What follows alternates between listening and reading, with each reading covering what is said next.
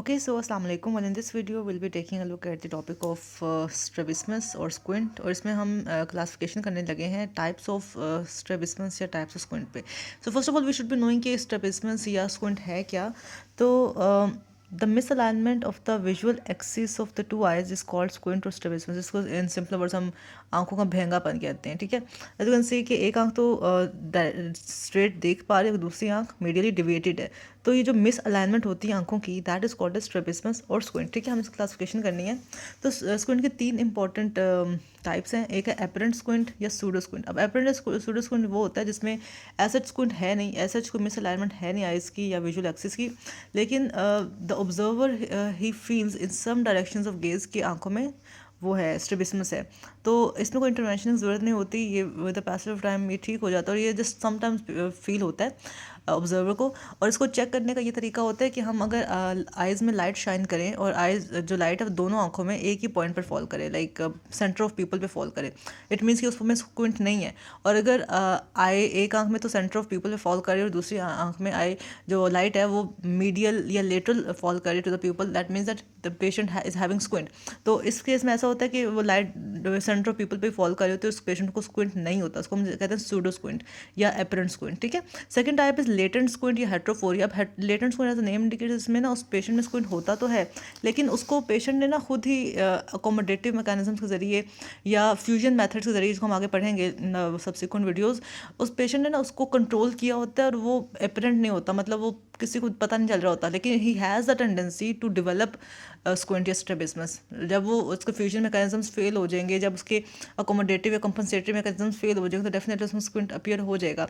लेकिन या इसको हम हेट्रोफोरिया कहते हैं. और जो प्रॉपर स्क्विंट है जिसमें एक्चुअली स्क्विंट अपीयर हो रहा डेविएशन होती है, उसको हम कहते हैं हेट्रोट्रोपिया. तो heterotropia is a manifest squint और the actual squint, and heterophoria is the latent squint और द यू कैन से जिसमें the patient has a tendency to develop squint. ठीक है. जो मैनिफेस्ट स्क्विंट है, जो एक्चुअल स्क्विंट है, उसकी दो इंपॉर्टेंट टाइप्स हैं. कॉमिटेंट, इसको हम कॉमिटेंट भी पढ़ते हैं और कॉमिटेंट भी बोलते हैं, वो आगे मैं दिखाती हूँ स्पेलिंग इसको आपको इसके.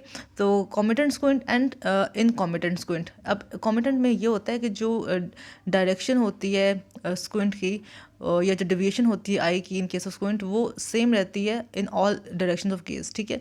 जबकि जो इनकॉमिटेंट स्क्विंट है, ये पैरालिटिक स्क्विंट है, इसमें हम ये देखते हैं कि डाउनवर्ड गेज में डेविएशन किसी और डायरेक्शन में है, अपवर्ड गेज में डेविएशन किसी और तरफ है. तो मतलब ना कॉमिटेंट में आप सभी याद रखें कि कॉमिटेंट है मतलब कि it has the same deviation of the eyeball in all direction of gauge. और इनकॉमिटेंट में the patient has different deviation of the eyeball in different direction of gauge. बस ये बताना चाहिए. ठीक है.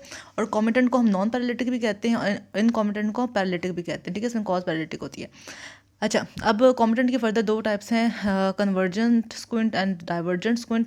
कन्वर्जेंट बेसिकली वो कह रहे हैं कि जिसमें इनवर्ड डिवीजन होती है आईबॉल की, वो कन्वर्जेंट होता है. ठीक है. और जिसमें आउटवर्ड डिवीजन होती है आईबॉल को, उसको हम डाइवर्जेंट कहते हैं. कन्वर्जेंट के लिए हम एसोट्रोपिया का वर्ड भी यूज़ करते हैं, डाइवर्जेंट के लिए हम एक्सोट्रोपिया का वर्ड भी यूज़ करते हैं. इसी तरह अगर हम हेट्रोफोरिया की बात करें तो इसमें भी जो इनवर्ड हेट्रोफोरिया होता है उसको हम कहते हैं एजोफोरिया, और जो आउटवर्ड हेट्रोफोरिया होता है हम कहते हैं एक्सोफोरिया. ठीक है. तो एजो और एक्सो का वर्ड हम यूज़ करते हैं टू टेल द डायरेक्शन. ठीक है. अब ये तो हमने बात कर ली तीन मेन जो क्लासेस स्क्विंट की या स्ट्रैबिस्मस की, वो यही हैं. ठीक है. एपरेंट स्क्विंट या सूडो स्क्विंट, लेटेंट स्क्विंट जिसको हम हेट्रोफोरिया कहते हैं, मैनिफेस्ट स्क्विंट जिसको हम हेट्रोट्रोपिया कहते हैं. हेट्रोट्रोपिया में फिर कॉमिटेंट या नॉन पैरालिटिक स्क्विंट आता है और इनकॉमिटेंट या पैरालिटिक स्क्विंट आता है. कॉमिटेंट में फिर कन्वर्जेंट स्क्विंट आता है जिसको हम एसोट्रोपिया कहते हैं, डाइवर्जेंट स्क्विंट आता है जिसको हम एक्सोट्रोपिया कहते हैं. ठीक है. ये बात होगी. फिर हमने आगे से इसकी फर्दर क्लासिफिकेशन की हुई है कि हमने ना जो कॉमिटेंट स्क्विंट या नॉन पैरालिटिक स्क्विंट है उसमें ऐसा टोल्ड यू कि कन्वर्जेंट वैरायटी या डाइवर्जेंट वैरायटी है. जो कन्वर्जेंट वैरायटी है उसमें कॉन्जेंटल भी है, एक्वायर्ड भी है. जो एक्सोट्रोपी है डाइवर्जेंट वैरायटी, उसमें भी कॉन्जेंटल भी है. और कॉन्जेंटल के अलावा हम कहते हैं इंटरमिटेंट हो सकता है या ये कॉन्स्टेंट रह सकता है एक्सोट्रोपिया, या सेकेंडरी भी डेवलप हो सकता है. और ये इंपॉर्टेंट है कि जो एक्सोट्रोपिया है वो एक्वायर्ड में भी accommodative refractive, accommodative non refractive या मिक्स टाइप. ठीक है. ये बताना चाहिए. एसोट्रोपी और एक्सो को तो पता ही है, कन्वर्जेंट डाइवर्जेंट को तो पता ही है, लेकिन जो कन्वर्जेंट वाला है उसमें फिर कंजेंटल और एक्वायर्ड में अकोमोडेटिव रिफ्रैक्टिव है, अकोमोडेटिव नॉन रिफ्रैक्टिव और मिक्स्ड है.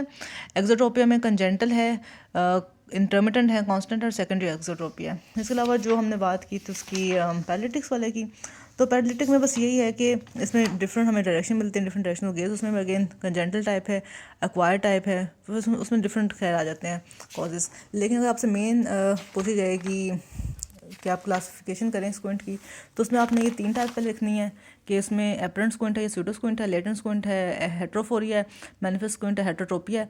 और मैनिफेस्ट स्क्विंट में कॉमिटेंट है या नॉन पैरालिटिक है, इनकॉमिटेंट है या पैरालिटिक है। और कॉमिटेंट में आपने फिर बता देना है कि कन्वर्जेंट है, डाइवर्जेंट है। और फिर कन्वर्जन में हमने एक्वायर्ड और कंजेंटल है, डाइवर्जेंट भी एक्वायर्ड है, कंजेंटल, बस ये। तो ये हमने क्लासिफिकेशन कर ली है स्ट्रैबिस्मस की या स्क्विंट की।